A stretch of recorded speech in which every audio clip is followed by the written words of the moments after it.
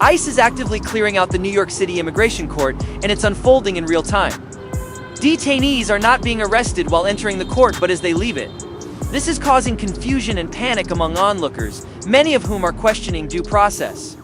One individual pleads, "Don't I have the right to due process?" only to be told that it's already over? These scenes resemble coordinated raids more than routine enforcement. The presence of law enforcement is overwhelming.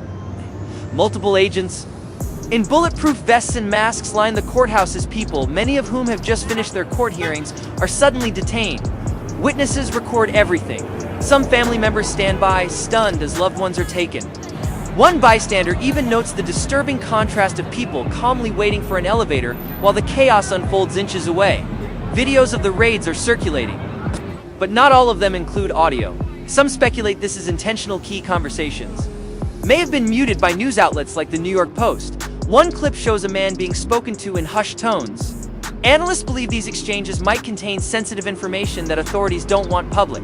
What's also being emphasized in commentary is the claim that many of those being deported entered the country under false pretenses, filing fraudulent asylum claims. Former officials and commentators have supported the raids, citing catch-and-release policies of the past as a failure. They argue that under President Trump, immigration enforcement became more effective, and that recent efforts to reinstate lenient policies only invite more abuse.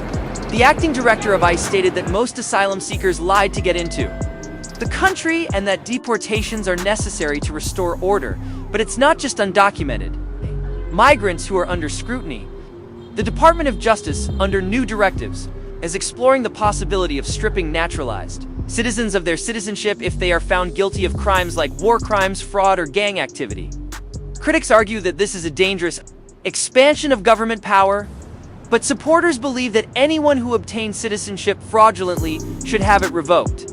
One controversial aspect includes targeting people who lied during the naturalization process or committed crimes such as PPP loan fraud.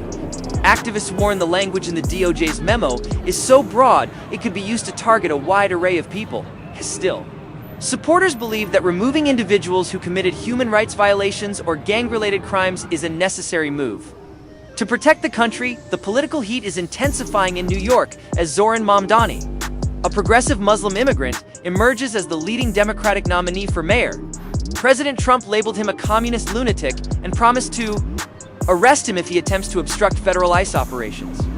Mamdani responded by accusing Trump of using immigrants as political pawns and of betraying working-class Americans. Despite Trump's threats, Mamdani has become wildly popular among young progressive voters. His platform includes radical ideas, such as city-run supermarkets, rent freezes, universal childcare, and defunding the police. Critics say his proposals are unrealistic and dangerous. Yet many voters, especially younger ones, are drawn to his authenticity and rejection of establishment politics. The Democratic establishment remains largely silent. Figures like Eric Adams, Andrew Cuomo, and Nancy Pelosi have refrained from criticizing Mamdani even as his socialist agenda becomes more extreme. Political analysts believe this is because Mamdani represents the protected class hierarchy within the party. Being young, progressive, and a person of color makes him politically untouchable. Even among wealthy liberal voters, his popularity holds. Despite Mamdani's pledge to raise taxes on the rich, elite New Yorkers continue to vote against Trump, seemingly at their own financial expense.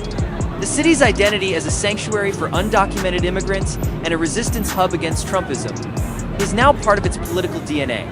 For many voters, it's not about policies, it's about opposing Trump, no matter the cost.